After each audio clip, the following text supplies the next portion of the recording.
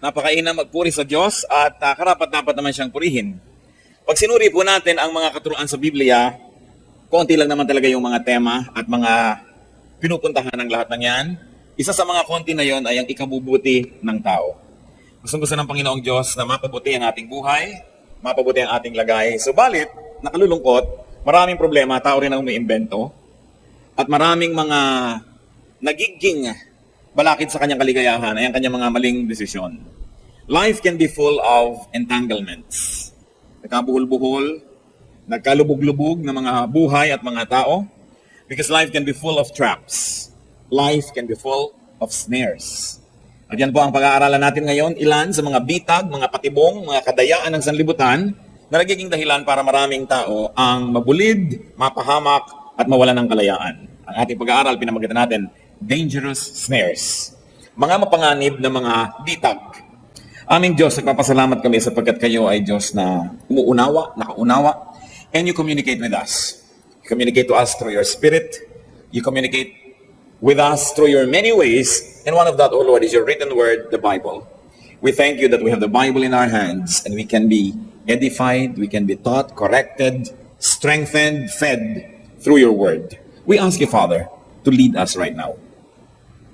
Sa pag-aaral po namin ng iyong salita ay wala na kaming kaya para ito ay maunawaan, mailapat sa pang-araw-araw na buhay. Liban na lang kayo mismo ang magpakilala. Liban na lang kayo mismo ang magbigay sa amin ng kakayahan na ito. So Lord, we open our hearts to you. We ask you, Father, Lord of the universe, creator of heaven and earth, open our hearts to your word. Fill us with your life-giving words and give us wisdom. Lead us unto greater godliness and lead us unto wisdom, so we may live lives worthy of your calling, and so that we may enjoy all the blessings you have prepared for us in this life. Be the speaker, O Father. We don't want to hear any human voice. We like to hear you, O God, our Creator, our Sustainer. Use your servant only as your mouthpiece, as your footstool. Tungtungan nawa ng iyong paang yung lingkod at maitaas namin kayo at lahat kami mapagpala nyo. We reject, rebuke, and drive away any presence of evil men and evil spirits. We frustrate in the name of our Lord all the work and malicious plans of the evil one.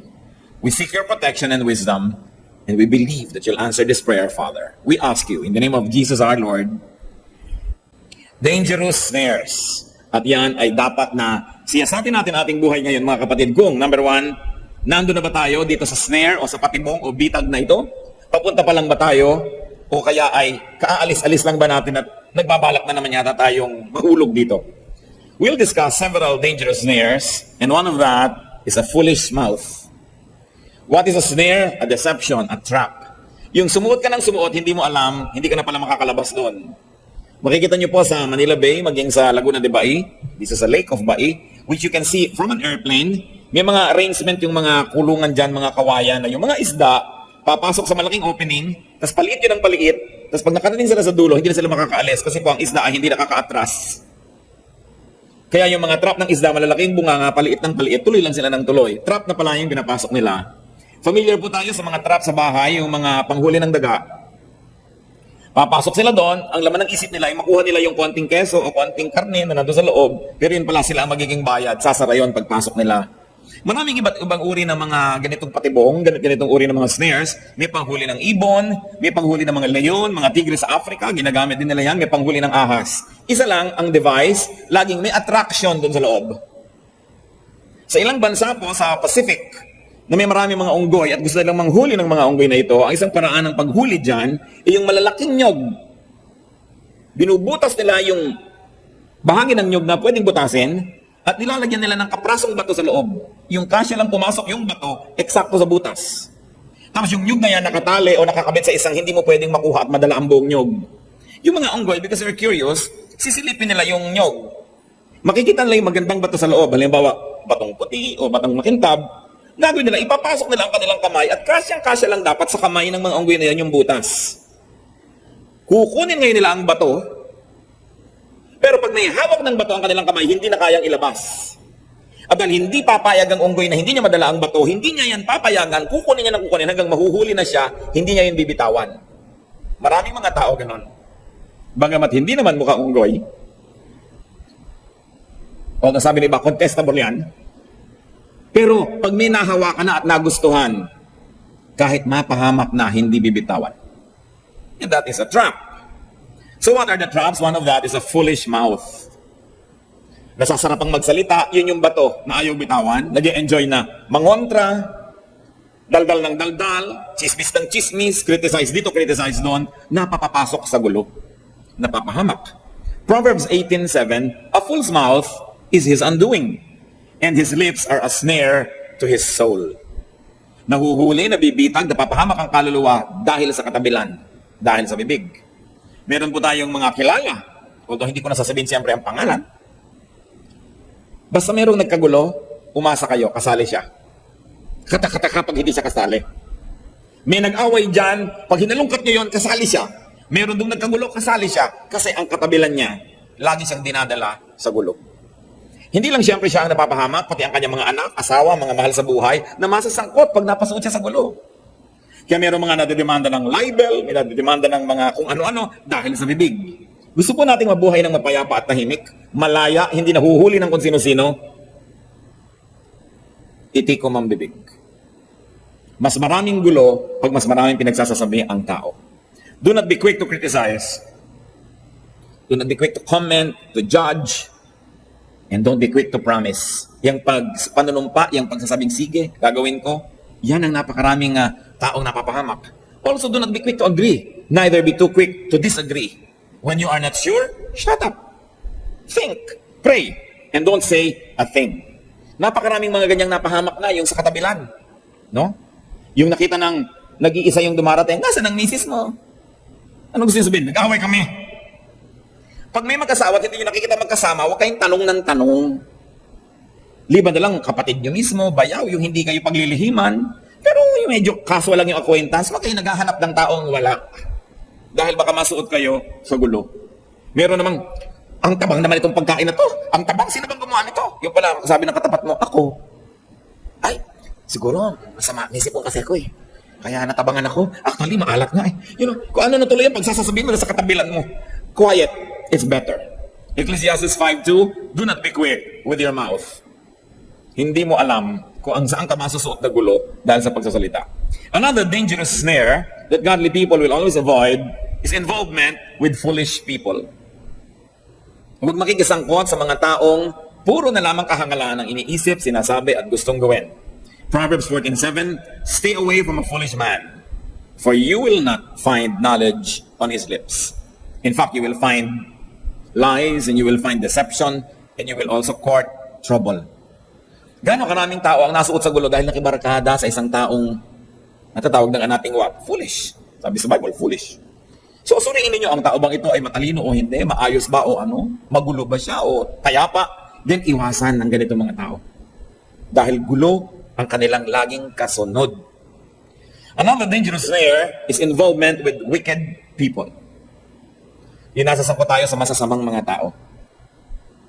Masasamang ginagawa, gumagawa ng krimen, meron silang mga pandaraya, may mga racket, meron silang murderous intent, meron silang mga malicious activities. Don't get involved with them. Para na yan yung may konti kang nakitang cheese na daga ka na merong attraction, papasok ka, yun pala yung buong katawan mo mabibitag doon. Gaano karami mga mabubuting bata ang napasuot sa mali dahil napabarkada sa masama. Gaano karaming mabubuting mga mister ang napahamak dahil napabarkada sa mga masama. Kahit misis ko minsan napabarkada sa masama. Psalm 1:1, blessed is the man who does not walk in the counsel of the wicked, or stand in the way of sinners, or sit in the seat of mockers. So nakita natin yung tatlong mga verbs dyan, tatlong mga bodily possessions. Paano daw nabe-bless? Unang-una, you don't walk in the counsel of the wicked. Hindi ka nakikilakad, nakikiayon sa payo ng masama. So lakad-lakad. You never stand in the way of sinners. Medyo mas permanent na yun, nakatayo ka na doon. You never stand in their way. You get away from the way of the sinner. And neither do you sit. Mas lalo na yun, nakaupo ka na in the seat of mockers. Pag may mga tao na mahilig manglibak, makipag-away, humanap ng gulo, never sit with them. Dahil oras na may naghagi sa kanila ng granada, una kayong magkakalasog-lasog dyan. Huwag kayong sumasama doon sa nag-a-attract ng trouble. And you know that there are people who are attractive to trouble. There are people who are like magnets. They just attract trouble. So unless you're so spiritually powerful and so spiritually full that you can neutralize their negative attraction, then avoid them. Pinagpapala daw ang tao hindi nakikiayon, nakikilakad, nakikitayo, at lalong hindi nakikiupo sa mga masasama. Another dangerous snare, of course, is a scheming person. A man or a woman. Yung napakarami niyang mga ginagawa. Para siyang gagamba na meron siyang mga tinatahi at binubuong mga sapot. Malicious yun dahil nag-aantay siyang may dumaan na mapadikit. It's really a trap, no? Although hindi naman natin gustong gawing immoral yung gagamba dahil yun ang hanap buhay niya. Pero ang point natin, may mga tao parang gagamba. Lagi silang may binubuong sapot at naghihintay ng mapapahamak, mapapadikit doon. Especially a scheming adulteress. Sabi sa Ecclesiastes 7:26, I find more bitter than death the woman who is a snare, whose heart is a trap and whose hands are chains. The man who pleases God will escape her, but the sinner, she will ensnare. So isang trap daw yung babae na adulteress, na akala mo ganun-ganun lang, yung pala nai-involve ka na, ang mga kamay niya ay parang kadena, pag niyakap ka niya, di ka na makawala. Ang kanyang mga salita, parang honey, but what's wrong with honey? It's so sticky. Pag meron diyang dumikit na insekto, hindi na siya makakaalis. Hindi lang sa babae yan, siyempre sa lalaki din, because they are scheming adulterers. Napakabait, napakamaalalahanin, matulungin. Pag napaluha ka, inaabutan ka ng panyo. Pagka medyo nalulungkot ka, pinapatawa ka niya ng konti hanggang nahulog na yung loob mo, mamaya, meron na kayong affair. So iniingatan daw yung ganito mga swabing lalaki, swabing babae na napakadaling ibigin. In other words, kaibig-ibig, kaakit-akit. At kung kayo may asawa na, wala na kayong dapat pang kinakaakit-akitan at iniibig-ibig. Kaya pag may kaibig-ibig at kaakit-akit, iwas. Yan ang ginagawa ng tao kung ayaw niyang mapahamak. Pero pag nararamdaman mo medyo nahuhulog-hulog na yung loob mo, namimiss mo siya ng konti, mas lalong dapat mong iwasan. At ang pinag-uusapan dito po yung mga kaakit-akit na tao kasi hindi ka nun pwedeng madaya nang di kaakit-akit. Siyempre, hindi naman nakaka-tempt yung wala namang kakwenta-kwenta yung dating niya. So mga lalo may mga asawa, pag-iingatan nyo, kung nag-o-opisina kayo, may mga ka-office mate kayo na masarap kasama, nakakalibang, napapatawa kayo ng konti, layuan nyo. Dahil mamaya-maya, niyayakap-yakap nyo na yan. Sabi ng isang poem, vice is a woman of so frightful mien, as to be hated needs but to be seen. But seen too oft, familiar with her face, we first endure, then pity, then embrace. Ganyan na daw lahat ng bisyo. Sa simula, you endure, then you pity, then you embrace. Tulad ng paninigarilyo, tulad ng kahit anong bisyo, sa simula ayaw mo, uubo-ubo ka pa, nahihirapan ka, pero mamaya gusto mo na ng konti, natitiis-tiis mo na, mamaya hinahanap-hanap mo na. At wala na yatang mas malalang bisyo kesa sa yung tao ang maging bisyo mo.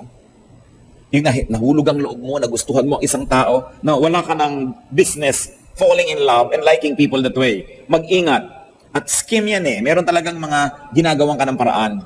Alam mo yung mga scheming women. Kung saan ka dadaan, doon nakakalat ang mga kulot-kulot niya. Yes! Parang kung may radar tong babaeng to, lahat ng dadaanan ko, doon nakakalat dito, para isang kamatsiling nakatinda. Yung mapaputak doon, ayun siya. Scheme. Nagre-research. Inaalam. Aalamin ang mga gusto mong ulam, ang gusto mong ganito, ipapadala sa'yo hanggang mamaya mahulog na ang iyong loob. Kaya po yung mga babaeng na mga problema sa asawa nila, huwag kayo nagko-confide sa inyong mga kaibigang lalaki. Kasi mamaya i-comfort kayo niyan, o napaluha ka, inabutan ka ng tissue. Mamaya yung panyunan niyang may burda ng pangalan niya ang nakaabot. Mamaya ganyan lang mag-abot ang lapit kasi kalong ka na pala niya. So, dahil nakakahinga ka ng sama ng loob, ganun din yung lalaki na may problema sa asawang babae, tapos nagkukontento kay kumare. Si kumare una naawa-awa lang yan. Kawawa naman si kumpare. Yung awa-awa ngayon ay binibigyan na ng kung ano-anong maliliit na bagay. Hanggang mamaya, sila na. Tatandaan nyo, ulitin ko lang, lalo may asawa na kayo. Pag gusto nyo masyado yung isa, opposite sex, na uulog ang loob nyo, lumayo na kayo agad. Don't tempt yourself. Sabi, kahoy mang babad sa tubig. No? Pag daw laging nadadarang, nagiinit din. Kaya, nagsisiklab din yan kahit matagal na babad sa tubig. Ingatan. And a scheming person is always a beautiful, attractive person. Another dangerous snare is careless trust. Sobrang mabilis na pagtitiwala. Trusting just anybody, trusting too soon, trusting too many people, trusting too much, and trusting with too much. Si David, anong sabi po niya sa Psalm 41 verse 9? Even my close friend, whom I trusted, He who shared my bread has lifted up his heel against me. Remember, brothers and sisters, only those that you trust can betray you. Because those that you do not trust have no chance. Lahat ng nadaya yung nagtiwala. Kasi hindi ka pwedeng dayain ang di mo muna pinagtiwalaan. Kaya lahat ng pinagtitiwalaan nyo, dyan lang pwedeng manggaling ang mandaraya sa inyo. Hindi ko naman sinabi maging cynical na tayo at huwag na magtiwala. But remember, ang pinagtitiwalaan nyo, yan dapat din ang number one yung suspect na magbe-betray sa inyo. Because you can never be betrayed by people you never trust. So sabi mo, pinagtiwalaan ko pa naman siya. Natural! Paano kanya madadaya kung di ka nagtiwala? Today's friend may be tomorrow's enemy. Kaya mga sobrang nakikiklose sa mga best friend ko, mamaya nagkaaway. Magtira kayo sa sarili ninyo. Ibigay nyo lang ang lubos sa inyong asawa, sa inyong anak, sa inyong magulang, maaaring sa inyong kapatid. And yet, even that is not always a sure thing. Ha? Yung naghihingalo yung magulang nyo, nalit lang kayo ng 3 minutes, sa papirma na pala niya. So, huwag kayong tiwala ng tiwala. Inire-reserva rin yan. Kung ikaw laging mapagtiwala, ikaw lagi ang Crispin, Basilio. Kinukwintas-kwintas mo yung buhok mo na ganyan dahil no 1, 2, 3 ka. Huwag agad-agad naniniwala. Nakakapagtaka naman mga kapatid, lagi nyo yung mga nawa 1, 2, 3, next month sila uli. Next year sila na naman, para hindi sila marunong madala. Nasa personality nila na para silang magnet, naghahanap sila ng mandaraya sa kanila because they advertise that with their words, with their action, with what they do. People immediately see, madaling dayain ito. So, mag-ingat. Yung mga sobrang mga maaawain na walang research. Bago kayo maawa sa tao, bago nyo tulungan, mag-research kayo. Huwag kayo agad-agad nang nadadala ng mga iyak-iyak at mga kung ano-anong drama sa buhay. Kasi yan ang mga props ng mapandaya. Sabi nga nila, huwag kayo masyadong maluluyon. Kailangan wise. No, be wise as serpents, be innocent as doves. That's important. Don't trust carelessly. And I always say this, and I like to repeat this, especially for the sake of those who have not heard it. One of the most dangerous snares in life is guarantorship. Never be a guarantor. Gaano karami ng guarantor ang napahamak dahil tumakbo yung may utang, ikaw ang hinabol kasi ikaw ang guarantor. Never be a guarantor. Proverbs 6, 1-5. Huwag na kayo makipagtalo sa akin. Sabi ito na Bible, so ito lang basahin nyo. Ha? Wala na magtatanong pa paano po yung kawawa naman yung kumari ko. Bahala kayo sa buhay nyo. Basta Proverbs 6, 1-5. Itong sabi, my son, if you have put up security for your neighbor, if you have struck hands in pledge for another, at yan, ibig sabihin niya, nag-guarantee kayo, yung to strike hand in pledge, ibig sabihin, uutang siya, sinabi niyo, pag hindi siya nakapagbayad, ako magbabayad. Nag-guarantor kayo. If you have struck hands in pledge for another, if you have been trapped by what you said, and snared by the words of your mouth, then do this, my son, to free yourself. Since you have fallen into your neighbor's hands, go and humble yourself. Press your plea with your neighbor. Allow no sleep to your eyes, no slumber to your eyelids. Free yourself like a gazelle from the hand of the hunter, like a bird from the snare of the fowler. Sabi, kung narinig mo ito at tapos na, nakapag-guarantee ka na, huwag ka magpahinga. Puntahan mo yung binigyan mo ng guarantee, bawiin mo ang guarantee mo.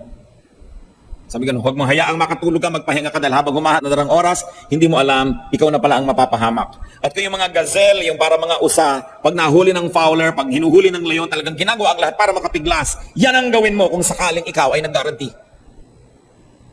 So, paano ka makakatulog na mahimbing na guarantor ka ay hindi mo alam kung biglang hindi makakabayad yung umutang o sadyaing hindi magbayad, ikaw ang magbabayad. At napakarami na sasabihin ng iba, pastor, masisira po ang pagkakaibigan namin pag hindi ako nag-guarantee. Masisira din naman yan pag tumakbo na siya at nagbabayad ka na So sirain mo na agad. Ngayon, kung sisirain niya ang pakikipagkaibigan siya dahil ayaw mo lang mag-guarantee, that person is not worth your friendship. Ang sinasabi ko sa inyo, pag hindi kayo nag-guarantee at nagkasira kayo, magkakasira din kayo later. Kayo pa yung nagbayad. Magkasira na kayo na wala kayong binayaran. Isa na lang ang nawala kaibigan, hindi na yung pera nyo. At kung ayaw nyo pa rin, basta, ayan, Proverbs 6, 1-5, diyan kayo makipagtalo. Gusto nyo ng sakit ng ulo, mag-guarantee kayo. Another dangerous snare is giving pearls to swine, giving to dogs what is holy. Isang talinghaga. Sa Matthew 7:6, ang Panginoong Jesus, sabi niya, do not give dogs what is sacred. Do not throw your pearls to pigs. It will help us appreciate what the Lord is saying to first review the attitude of Israelites to animals. If there are two animals that they dislike the most, It's the pigs and dogs. Kasi sa West, at ngayon na rin sa Pilipinas at sa ibang bansa, mahilig sa dogs yung iba. So parang hindi natin maintindihan yung bakit magiging don't give something good to the dogs. Sa Israel, yung dogs at saka pigs, magkarango ang bababa ng pagtingin nila. Ibig sabihin lamang, huwag kayong magbigay ng anumang banal, mahalaga, sa isang mababang tao. Sa mababang uri ng pagkatao. Hindi sa mababang lugar sa lipunan na yung posisyon, hindi yon. Yung mababa ang pagkatao. Kasi alam nyo, may mga taong ang tataas ng posisyon pero ang baba ng pagkatao. Sharing confidences is one of that. Huwag kayo nagsishare ng inyong sikreto kung kani-kanino na lang. Yun yung inyong pearl. Yun yung what is sacred. Huwag nyo sinasabi kung kani-kanino. Mamaya, pinamalita na niya because you gave something holy to dogs, to pigs. Sharing sublime ideas and concepts. Kung minsan nga, recipe lang nalaman ng kumarin nyo Meron pong magkumare. Yung isa, ang nakaimbento ng buko pie recipe. The original buko pie. Siya talaga yung kaisa-isang may buko pie. At nung nag-umpisa yung buko pie sa Los Baños, 35 pesos ang isa. Yung kumare na lagi na, kumare, anong ginagawa mo? Uy, tulungan kita kumare, ganyan. Oo nga kumare, naku, love kita kumare. Nalaman ng recipe, nagtayo ng buko pie sa tabi. Ngayon, magkaaway na mortal ang labi-dabi magkumare. Kasi naibigay niya yung recipe. Ngayon, kung willing kayo na magtayo din siya ng kompetisyon, ibigay niyo yung recipe. Pero kung hindi, manahimik kayo. Diba? Do not give something precious when it means so much to you and it will make a difference kung biglang kinopya niya yan o kinan niya. It's also sharing deep and high and intelligent theology. Sometimes, even among theologians, when you have a very deep or a high theological idea, pag sinabi mo sa iba at hindi nila naintindihan, sasabihin agad, demonic ka, evil, masama ka agad. So don't give to people who might become swines or dogs anything that is precious. Ang mga religious leaders po, mga kapatid, yung mga medyo visible, medyo kilala ng mga kahit na Christian leaders, ang pinakamasasakit na salita na natatanggap niyan at nadidinig, hindi galing kay Satanas. Hindi galing sa unbelievers. Galing sa kapwa Christian leaders. Sa mga Kristiyano, ang pinakamasasakit kung minsan maririnig mo, galing sa kapwa mananampalataya. Lalo sa mga relihiyoso. Kung minsan kasi yung pagiging relihiyoso, sobrang nagiging limitado ang pananaw ng isang tao. Pag naging sobra siyang congregation na lang utak niya, naging sobrang loyal siya sa kanyang sekta, lahat na nang nasa labas noon, masama, mali, demonyo, evil, agad. Mabuti pa nung hindi siya nagiging relihiyoso, mas mapagmahal sa tao. Pero nung naging relihiyoso, ang minamahalan niya yung kasama niya sa sekta niya na konti at lahat na evil. Isa yan sa mga traps. No? Religious people can be horribly biased and opinionated.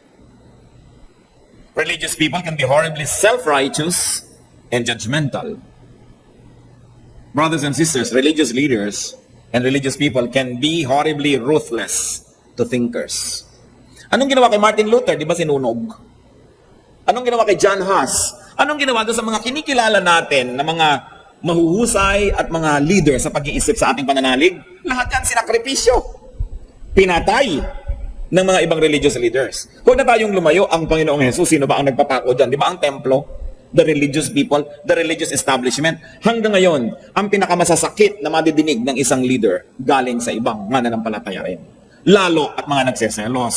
Lalo at mga naninibugho. Lalo at mga naiinggit. O kaya, talagang sincere sila na naniniwalang sila yung tama at mali yung kabila. Pero ganun nga Sabi nga ni Paul, our knowledge is imperfect, our prophecy is imperfect. So how can a true believer of God be so ungodly in dealing with other people of God? But the worst wars are religious in nature. Pinakamabibigat na labanan, yung labanan sa pangalan ng Diyos. And you know that it is inconsistent with the character of God. Na hindi kailangang ipinapanalo ang doktrina sa pamamagitan ng dahas o sa pamamagitan ng mga masasakit na pananalita at paghuhusga sa kapwa. Pero ang pinaka-judgmental ang mga pinaka-religyoso. Bantayan nyo. Yung lagi Pastor, ano po ang tingin nyo sa ganong church? Kulto yan. Ano po ang tingin nyo kay ganon? Naku, masama yan, evil yan. Anong tingin nyo kay ganon? Naku, ganito yan. Yung wala nang mapure. Ano po tingin nyo sa sarili nyo? Godly, ano pa? Ano po tingin nyo sa atin? Tayo ang tama. Ano pa? Magduda kayo sa ganitong mga uri ng pag-iisip. sapagkat hindi ganyan ang katuruan sa Diyos. So, it is important to also beware of very, very religious and fanatic people. Pag may nabanggit kayo dyan, hindi nila nagustuhan, ipamamalitan na agad, demonyo kayo, etc., etc. It's a trap to open your heart to very intensely, religiously biased people. Wala kayong ma-achieve. Another trap is involvement with, at kamag-anak ng sinasabi natin, involvement with self-righteous, judgmental, exclusive, self-centered, and oppressive religion. Akala ninyo, ang pinakamalaki mag-oppress sa tao kapitalism? Hindi. O communism? Hindi. Sa history, sa kasaysayan ng tao, ang pinakamalaki mag-oppress ay ang relihiyon. Tingnan ninyo ang kasaysayan. Na oras na ikay naligawan na at na-convert na ng isang very biased and self-righteous religion, magiging spare part ka ng kanilang machinery which is aimed at destroying other religions. Which is aimed at getting into religious wars. Kaya napakalaking kalungkutan na makita mo na ang mga tao na naghahanap sa Diyos, naghahanap ng katuwiran at ng kabanalan, masasangkot at magiging miyembro ng isang sekta na napaka-self-righteous, napaka-self-centered, at binubulag nila kanilang mga member para walang maramdaman kundi pagkamuhi sa mga ibang mga pananalig, sa ibang mga pananampalataya, at pagiging self-righteous, sila lang ang tama at lahat mali na. Matthew 16:11, ano sabi po ng Panginoong Jesus? Be on your guard against the yeast of the Pharisees and the Sadducees. Ingatan ninyo ang mga lebedura ng mga Pariseo at mga Sadducees na ito, sapagkat pag nahawahan nila kayo, mapapahama kayo. Matthew 23 verses 2 to 5, another comment of the Lord Jesus on the religious people of His time. The teachers of the law and the Pharisees sit in Moses' seat. So sabi lang, kami tagapagmana ni Moses, kami mga amo ngayon, kami mga head ng relihiyon. So you must obey them and do everything they tell you. But do not do what they do, for they do not practice what they preach. They tie up heavy loads and put them on men's shoulders, but they themselves are not willing to lift a finger to move them. Everything they do is done for men to see. Ito po ang mga napakadalas sa comment ng Panginoon sa religious system of His time. Sabi niya, you hypocrites, woe to you! You cross oceans and mountains to win a single convert, and once you are able to convert him, you turn him to be twice as much a son of hell as you are. Yun ang sinasabi niya. Ang dami niyong misyon, ang dami niyong mga paghihirap para makakuha ng isang kaluluwa, at oras na nakuha niyo, mas dinodoble niyo pa ang kanyang kasamaan. Sapagkat tinuturuan niyo ng mga pag-iisip na napakakitid, tinuturuan niyo maging mayabang, siya lang ang tama, kaya lang ang tama, lahat mali na. Sabi nila, you make him twice as much a son of hell as you are. The harshest words of Jesus were against the religious establishment. And justly so. Dahil kasasarap ng buhay ng mga nasa temple, habang nakikipagsabuatan sila sa gobyerno ng Roma at pinagtutulungan nila ng mga kawawain yung mga taong bayan. Sa kasaysayan po, napakadalas magsabuatan ang relihiyon at ang estado. Nagtutulungan sila. Sinisikil ng estado ang bayan, ang relihiyon naman tinuturo sa tao, magtiis ka anak, may awa ang Diyos, sa kabilang buhay may paraiso. Yun. Kaya tuloy sabi ng mga komunista, ang relihiyon daw ay isang opio. Isang opium na nambabangag sa mga tao nang hindi nila maramdaman ang hapdi ng katotohanan. But Jesus says, the truth sets free. The true message of Jesus is the freedom of the oppressed. Kaya pag tinignan niyo po yung mga na-oppress ng araw, children, women, yung mga sinners, outcast yan, yung mga weak, yan ang sobrang nilingap ng Panginoon. Sapagkat po siyang bigyan ng balance, yung imbalance sa society. Sobrang niyang nilingap, inalagaan, yung mga isinusuka, itinatapon ng lipunan. You know, those that are already marginalized by society, they took a central place in the economy of Jesus, in His teachings. At ang nagpahirap doon, templo, relihiyon. Tingnan ninyo ang lahat ng kasaysayan ng lahat ng mga sibilisasyon. Kung hindi ginagamit, kadalasan niyang relihiyon para lang magkaroon ng mga alipin, mga tagagawa. Bagamat, ang tunay na mga pananalig, katulad din ng sa Panginoon, ay meron talaga, naglilingkod tayo at gumagawa tayo, natural. Pero siya sa atin, tama ba itong ginagawa ko? Nasa black ako sa isang trap. Yung iba naman nalagay sa ganung relihiyon kasi doon na sila ipinanganak eh. O kaya yung unang nagdala sa kanila, nag-Bible study sa kanila, dinala sila doon sa church na yun, napasadlak na sila doon, pero hindi naman nila talaga choice. Dapat ang isang tao na nag-iisip, sinasabi mo, saan nga ba ako bagay? Ano nga ba ang mga pananalig na dapat kong talagang puntahan, suportahan? At saka, bakit sobrang maminta sa liba itong church ko sa kabila? Ganun nga ba talaga yon? Ni-research ko na ba o Pumayag na rin ako sa ganitong hatol na ibinigay nila na wala naman akong ginagawang research. Because truth is important. Hindi tayo dapat laging naniniwala. Sapagkat kung merong pinakamalakas mag-brainwash ng mga buo-buong mga lipunan, yan ay ang pulpito. Pag ang pulpito ay hindi maingat at ginamit niya yan sa mali, yan ang pinakamalakas mag-brainwash sa tao. Kaya iniingatan mo kapatid kung saan mo inilalagay ang iyong kaluluwa. Iniingatan mo kung saan ka sumasali. Kung ano mga movement ang biglang makikilahok ka doon, baka nagagamit tayo. So mahalaga na masusing pag-aaral. Hindi magagalit ang Diyos na nag-aaral muna tayo. Kahit siya yung tumatawag sa atin, hindi ka muna sumunod dahil gusto mong pag-aralan, kaysa sa sunod ka ng sunod, yung pala iba na yung tumatawag sa'yo. Mahalaga. Be free. Enjoy godly freedom. Never become a prisoner of anything or anyone. Because Jesus is truth and the truth sets free. Alam nyo, yun yung pinapautang nyo. Trap din yan eh. Kasi pag pinautang nyo na ang isang tao, kayo na yung hahabol-habol. Nababaligtad na yan. Kung sinusuyo kayo bago siya makautang, pagkautang niya at lalo't hindi niya binabanggit at akala mo na limutan na, ikaw pa ngayon ang nakikiramdam na limutan na kaya niya. So paninig ka ng paninig ng konti para niya maalala, at kung hindi naman siya nagpapakita ng senyales na naalala nga niya, ikaw ngayon yung hindi makatulog, samantala siya naghihilik. Kaya yung mga pinapautang niya, nagiging amon niyo rin yan kung hindi niyo alam. Kaya iniingatan mo rin yun. Because you want to take care of God's resources. The precious resources that God entrusts to you must be taken care of. Hindi mo basta-basta na lamang ibinibigay, pinapahiram kung kani-kanino, hindi ka na nag-iisip. Kasi trap din yan. Napakarami po natin pwedeng pag-usapan ng mga traps, mga kapatid. Ang mahalaga, maisip muna natin itong 8 to. Avoid life's dangerous snares. A foolish mouth, involvement with foolish people, involvement with wicked people, a scheming man or woman, careless trust, guarantorship, giving pearls to swine, giving to dogs what is holy, and involvement with self-righteous religions. Ang tunay na naghahanap ng katotohanan, nagtuturo man, sinasabi, ito po ang ating pangunawa ngayon. Kung may sinasabi yung iba dyan, pakinggan natin kung gano'n ang sinabi nila, pero hindi nila agad sasabing demonic, cult. That's judgmentalism. At ang sabi sa Bible, judge not, that you be not judged. Nakakalungkot ang division ng mga tao na sinasabing sila'y mananalig, mananampalataya sa Diyos. Kahit yung Diyos ng Biblia, iisa yung Diyos ng Biblia, iisa yung Biblia. Pero bakit pagkakahati, sobra-sobra? Sino naghahati ang Diyos ba? No, the religious leaders are the ones institutionalizing the division.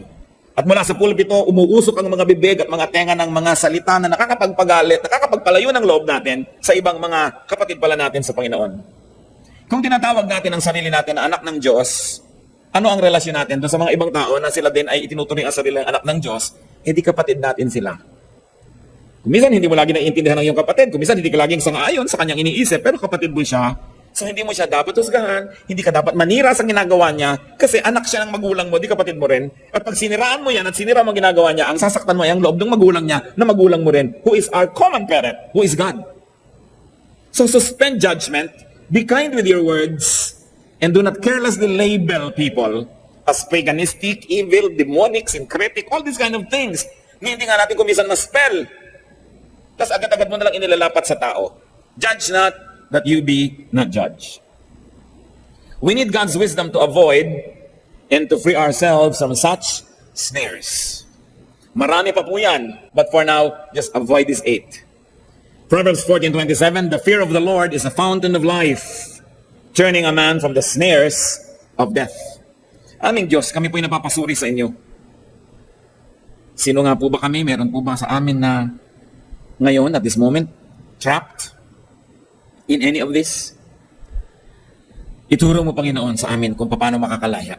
Bigyan mo kami ng karunungan. Nawa pagpalain mo kami na kami man makatulong para makalaya ang iba. Maging instrumento kami para sa kalayaan din ng iba. Para sa mga kapatid na maaring papunta na dito sa mga traps na ito, we pray, O God, that your wisdom will be ours. That we may be able to apply these words in daily life and avoid being entrapped. At doon naman sa mga nakalaya na Panginoon, salamat po. Nawa, huwag nang maulit. Ituro mo sa amin, huwag pa ulit-ulit magkamali. Huwag ulit-ulitin ang mga maling hakbang.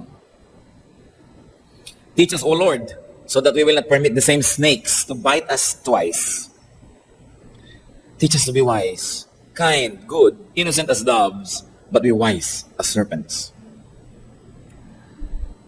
Mulit-muli nananalangin kami para sa mga kapatid na ngayon ay maaring kulong na kulong sa ganitong mga bagay. Set us free, O God. Say the words and we will be free.